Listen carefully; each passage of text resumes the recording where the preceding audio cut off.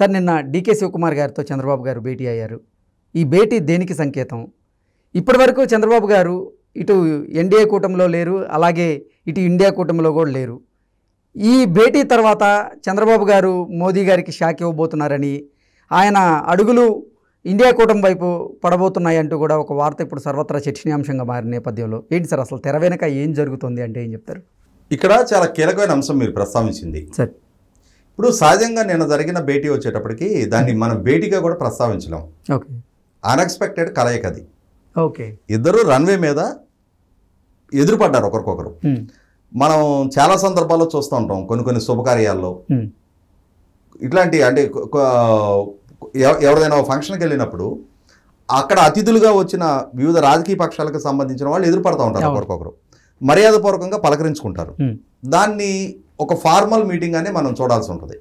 అంతేగాని దాని వెనకేదో ఒక ఎజెండా తోటి అనుకోని కలిసే కలయిక కాదు అది. నిన్న చంద్రబాబు నాయుడు గారు ఆయన సొంత నియోజకవర్గం కుప్పం పర్యటనకు వెళ్ళటం కోసం బెంగళూరు ఎయిర్పోర్ట్లో రన్వే మీద దిగారు.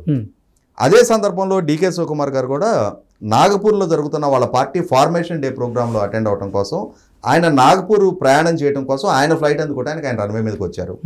మేబీ డీకే శివకుమార్ గారికి చంద్రబాబు నాయుడు గారు రాబోతున్న అక్కడ చంద్రబాబు నాయుడు గారిని రిసీవ్ చేసుకోవడానికి స్థానిక బెంగళూరు తెలుగుదేశం ఫోరం వాళ్ళు ఇచ్చేసి ఉన్నారు కాబట్టి ఆయనకు ఆ సమాచారం అంది ఎటు మర్యాదపూర్వకంగా కలవడానికి ఆస్కారం ఉంటుందని చెప్పని కొద్దిసేపు వేచి చూస్తే చేసి ఉండొచ్చు. ఆ మర్యాదపూర్వకంగా భేటీ జరిగింది. కాకపోతే ఏమవుద్ది, ఇప్పుడు ఇద్దరు రాజకీయాల్లో ఉన్న వ్యక్తులు, సీనియర్ నాయకులు, రాజకీయాలే ప్రస్తావనకు వస్తాయి సహజంగా అక్కడ. అదే అంటే భేటీ అయిన తర్వాత, అంటే ఇద్దరు కలిసిన తర్వాత పక్కకెళ్ళి మాట్లాడుకున్నారు. ఏ అంశాలు చర్చకు వచ్చే అవకాశం ఉంది?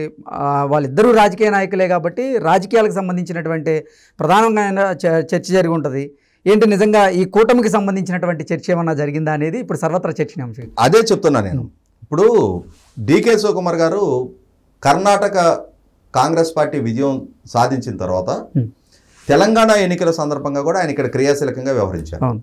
అదే సందర్భంలో ఇప్పుడు ఆంధ్రప్రదేశ్ రాష్ట్ర కాంగ్రెస్ పార్టీ అధ్యక్షురాలుగా శర్మ గారి ఎంపిక జరగబోతున్నారని చెప్పని వార్తలు స్పెక్యులేట్ అవుతున్న నేపథ్యంలో ఆ ఎంపికలో కూడా డీకే శివకుమార్ గారే కీలక పాత్ర పోషించారని చెప్పని వార్తలు స్పెక్యులేట్ అవుతున్నాయి. అంటే దక్షిణాదికి సంబంధించి కాంగ్రెస్ పార్టీ తరఫున ఇవాళ అంటే ఆల్రెడీ మల్లికార్జున ఖర్గే గారు జాతీయ కాంగ్రెస్ పార్టీ అధ్యక్షులుగా ఉన్నారు. ఇక్కడ క్రియాశీలకంగా డీకే శివకుమార్ గారు కాంగ్రెస్ పార్టీకి సంబంధించిన అంతర్గత వ్యవహారాలు ఆయన పర్యవేక్షిస్తున్నది వాస్తవం. ఇటువంటి నేపథ్యంలో చంద్రబాబు నాయుడు గారి స్థాయి వ్యక్తిని ఇండియా కూటమి వైపు ఆహ్వానించడానికి కానీ ఆ ప్రతిపాదన పెట్టడానికి కానీ డీకే శివకుమార్ గారి స్థాయి సరిపోదు. ఎందుకంటే చంద్రబాబు నాయుడు గారి స్థాయి, ఆయనకున్న అనుభవం, ఆయనకున్న పరిచయాలు, వీటి నేపథ్యంలో ఒకవేళ ఇండియా కూటమి వైపు చంద్రబాబు నాయుడు గారిని ఆహ్వానించాలి అన్నా అది ఇంకా వేరే లెవెల్లో ఉంటుంది. డీకే శివకుమార్ గారి స్థాయి ఇప్పుడు కాంగ్రెస్ పార్టీలో సౌత్లో ఆయన కీలకమైన నాయకుడు అయితే అయి ఉండొచ్చు. అంత మాత్రాన ఇవాళ చంద్రబాబు నాయుడు గారిని ప్రభావితం చేసి ఇండియా కూటమి వైపు నడిపించగలిగే స్థాయి, సమర్థత డీకే శివకుమార్ గారిది కాదు. అది మొట్టమొదటిగా అడ్మిట్ అవ్వాల్సిన అంశం. ఎందుకంటే ఎన్డీఏ కన్వీనర్గా చంద్రబాబు నాయుడు గారు పనిచేశారు, యునైటెడ్ ఫ్రంట్ కన్వీనర్గా చంద్రబాబు నాయుడు గారు పనిచేశారు. డీకే శివకుమార్ గారు ఇప్పుడు కర్ణాటక ఉప ముఖ్యమంత్రి. చంద్రబాబు నాయుడు గారు 14 సంవత్సరాలు రాష్ట్ర ముఖ్యమంత్రిగా పనిచేసిన నాయకుడు. ఎగ్జాక్ట్లీ 28 సంవత్సరాలుగా ఒక పార్టీకి అధ్యక్షుడిగా ఉన్న నాయకుడు ఆయన. జాతీయ స్థాయిలో అత్యంత అనుభవజ్ఞులైన నాయకుల్లో ఒకడు ఆయన.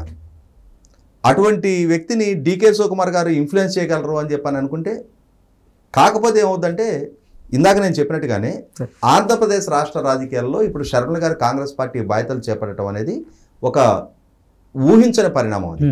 ఎందుకనంటే రాజశేఖర రెడ్డి గారి కుమార్తెగా శర్మ గారు, రాజశేఖర రెడ్డి గారి కొడుకుగా జగన్మోహన్ రెడ్డి గారు ఇవాళ రాష్ట్ర ముఖ్యమంత్రిగా వైఎస్ఆర్ కాంగ్రెస్ పార్టీ అధినేతగా ఉన్నారు. ఇవాళ రాజశేఖర రెడ్డి గారి సంతానం 2 విభిన్న రాజకీయ పక్షాలకి నేతృత్వం వహిస్తున్న నేపథ్యంలో ఇవాళ అధికార పార్టీకి వ్యతిరేకంగా ఉన్న ప్రధాన ప్రతిపక్షంగా ఉన్న తెలుగుదేశం పార్టీ అధినేతగా చంద్రబాబు నాయుడు గారు. సహజంగా ఏం జరుగుద్ది, ప్రభుత్వానికి వ్యతిరేకంగా ఉండే ఓటు కన్సాలిడేట్ అవడం కోసం ఆల్రెడీ తెలుగుదేశం జనసేన పార్టీల మధ్య ఇప్పటికే తోటి ఎన్నికలకు వెళ్ళాలని నిర్ణయం తీసుకున్నారు. ఇదే శర్మ గారు ఆమె వైఎస్ఆర్ టీపీ అని చెప్పని ఒక పార్టీకి అధినేతగా ఉన్నారు. ఆ వైఎస్ఆర్టీపీని కాంగ్రెస్ పార్టీలో విలీనం దిశగా కొంత చర్చలు జరిగినాయి. తర్వాత మళ్ళీ అది ప్రతిపాదన ఆగిపోయింది. ఆమె 119 నియోజకవర్గాల్లో పోటీ చేయాలని నిర్ణయించుకున్నారు. కానీ తర్వాత ఆ ప్రతిపాదన కూడా విరమించుకొని ప్రభుత్వ వ్యతిరేక ఓటు చీలకుండా ఉండటం కోసం, అంటే కేసీఆర్ గారికి వ్యతిరేకంగా ఉండే ఓటు చీలకుండా ఉండటం కోసం కాంగ్రెస్ పార్టీ అభ్యర్థులకు మద్దతుగా మేము పోటీ నుంచి విరమించుకుంటామని చెప్పి ప్రతిపాదించారు. అంటే అక్కడ తెలంగాణలో కాంగ్రెస్ విజయంలో ఎంతో కొంత ఆమె వైపు నుంచి కూడా కంట్రిబ్యూషన్ ఉంది. అది 1% ఉంటుందా, 0.5% ఉంటుందా, 2% ఉంటుందా, ఎంత స్థాయిలో ఆమె ప్రభావితం చేయగలుగుతారు అనేది ఇర్రెలవెంట్. ఎంత స్థాయిలో అయినా సరే ఆమె వల్ల ఆ వ్యతిరేక ఓటు చీలకుండా అక్కడ కాపాడబడింది. కాంగ్రెస్ పార్టీకి ఆ విజయం దక్కిందనేది వాస్తవం. ఇటువంటి నేపథ్యంలో ఇప్పుడు ఆంధ్రప్రదేశ్ రాష్ట్రంలో కూడా ప్రభుత్వ వ్యతిరేక ఓటు చీలకుండా నివారించడం కోసం జనసేన అధ్యక్షులు పవన్ కళ్యాణ్ గారు తెలుగుదేశం తోటి అలయన్స్ అయ్యారు. ఆ అలయన్స్ అయిన నేపథ్యంలో రేపటి రోజున కాంగ్రెస్ పార్టీ బలోపేతం అవుతుంది. కాంగ్రెస్ పార్టీకి వైఎస్ఆర్ కాంగ్రెస్ పార్టీలో టికెట్లు దక్కని వాళ్ళు వీళ్ళందరూ కాంగ్రెస్ పార్టీ నుంచి ఆశ్రయం పొంది వాళ్ళు పోటీ చేస్తారు. ఇక్కడ జరిగేది ఏంటి అంటే కాంగ్రెస్ పార్టీ ఎంత స్థాయిలో బలోపేతం అవుద్దో అంతటి స్థాయిలో వైసీపీ పార్టీకి నష్టం అక్కడ. ఎందుకంటే వాళ్ళ వైసీపీ పార్టీ మూలాలు మొత్తం కాంగ్రెస్ పార్టీతో ముడిపడడం. వాళ్ళు తెలుగుదేశం పార్టీలోకి రాలేని నాయకులు కాంగ్రెస్ పార్టీని ఆశ్రయించిన పక్షంలో కాంగ్రెస్ పార్టీ బలోపేతం అయ్యే పరిణామ క్రమంలో అది అధికార పార్టీకి పెనుముప్పుగా మారటం ఖాయం. ఇటువంటి నేపథ్యంలో ఆంధ్రప్రదేశ్ రాష్ట్ర రాజకీయాల గురించి చర్చించుండొచ్చు. కాంగ్రెస్ పార్టీకి శర్మ గారి నాయకత్వం వహించినప్పుడు జగన్మోహన్ రెడ్డి గారి నుంచి 100% ఎమోషన్స్కి అతీతంగా, బంధాలకు అతీతంగా దాడి మొదలవుద్ది. ఆ మొదలయ్యే ప్రాసెస్లో మీరు శర్మ గారికి కొంచెం అండగా ఉండండి, రేపు అంతిమంగా మీకు లబ్ధి చేకూరడానికి ఆస్కారం ఉంది కదా అని చెప్పనే అంశాన్ని ప్రతిపాదించుండొచ్చు. అంతవరకు అది ఇష్యూ కన్ఫైన్ అయిన దానిగానే మనం పరిగణించాలి తప్ప చంద్రబాబు నాయుడు గారిని ఇండియా కూటమి వైపు డ్రైవ్ చేయగలిగే అంతటి స్థాయి అనుభవం, అంతటి స్థాయి కూడా డీకే శివకుమార్ గారికి ఉండదు. కాబట్టి ఇది నరేంద్ర మోడీ గారికి షాక్ అనుకోవటానికి, నరేంద్ర మోడీ గారితో ఎన్డీఏలో చంద్రబాబు నాయుడు గారు భాగస్వామి కాదు కదా. ఇవాళ జనసేన ఎన్డీఏలో భాగస్వామిగా ఉంది. జనసేన ఇప్పటికీ కూడా భారతీయ జనతా పార్టీ కూడా కూటమిలోకి రావాలని ఆశిస్తున్నామని చెప్తున్నారు తప్ప భారతీయ జనతా పార్టీ వస్తుందనే నిర్ధారణ లేదు. కానీ సగటు ఆంధ్రప్రదేశ్ పౌరుడైతే ఇవాళ భారతీయ జనతా పార్టీ తోటి అలయన్స్ని స్వీకరించడానికి సిద్ధంగా లేరు, దాన్ని ఆమోదించడానికి సిద్ధంగా లేరు. ఇవాళ జగన్మోహన్ రెడ్డి గారి పట్ల వ్యతిరేకత ఎంత స్థాయిలో ఉందో అంత స్థాయి కన్నా ఇంకా ఎక్కువే భారతీయ జనతా పార్టీ పట్ల కూడా ఉంది. ఎందుకంటే అధికారం వాళ్ళ చేతిలో ఉంది, వ్యవస్థలు వాళ్ళ చేతిలో ఉన్నాయి. వ్యవస్థలు వాళ్ళ చేతిలో ఉండి కూడా జగన్మోహన్ రెడ్డి గారు చేసే తప్పుల్ని కట్టడి చేసే ప్రయత్నం చేయలేదు, ప్రోత్సహిస్తూ వచ్చారు అన్న భావన సగటు ఆంధ్రప్రదేశ్ పౌరుల్లో ఉంది. ఇటువంటి నేపథ్యంలో భారతీయ జనతా పార్టీని రిసీవ్ చేసుకోవడానికి ప్రజలు సిద్ధంగా లేరు.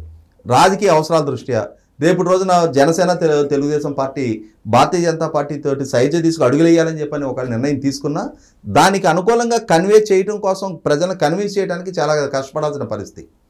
ఇటువంటి నేపథ్యంలో అదనంగా తెలుగుదేశం వల్ల భారతీయ జనతా పార్టీకో నరేంద్ర మోడీ గారికి షాక్ ఇవ్వాల్సిన అవసరం లేదు. ఆంధ్రప్రదేశ్ ప్రజలు భారతీయ జనతా పార్టీకి 2019లోనే షాక్ ఇచ్చేశారు. 0.86%కి పరిమితం చేశారు, 100 కన్నా తక్కువ స్థాయికి పరిమితం చేశారు. ఇటువంటి నేపథ్యంలో ఇప్పుడు కొత్తగా చంద్రబాబు నాయుడు గారు షాక్ ఇవ్వాల్సిన నెస్టీ లేదు. ఆల్రెడీ జగన్మోహన్ రెడ్డి గారికి అనుకూలంగా భారతీయ జనతా పార్టీ వ్యవహరిస్తుందనేది వాస్తవం. కేంద్ర నాయకత్వం జగన్మోహన్ రెడ్డి గారిని కాపాడుతుందనేది వాస్తవం. ఆయనకు ఆశీస్సులు అందిస్తున్నది వాస్తవం. ఆయన ఉల్లంఘనని ఉపేక్షిస్తున్నది వాస్తవం. ఇవన్నీ ఆంధ్రప్రదేశ్ ప్రజలు పరిగణలోకి తీసుకునే ఉన్నారు. తెలుగుదేశం అటు ఇండియా కూటమికి ఇటు ఎన్డీఏ కూటమికి ప్రస్తుతం సమాన దూరం మెయింటైన్ చేస్తున్నారు. రేపు రోజున ఎన్నికల తర్వాత ఏ నిర్ణయం తీసుకుంటారో అప్పుడు జాతీయ స్థాయిలో జరిగే పరిస్థితులు, పరిణామాల మీద ఆధారపడి ఉంటుంది తప్ప ఇప్పటికిప్పుడు తెలుగుదేశం ఇండియా కూటమి వైపు ఎన్డీఏ కూటమి వైపు అడుగులేస్తుందని చెప్పని నేను అనుకోవట్లా. Okay sir, thank you sir.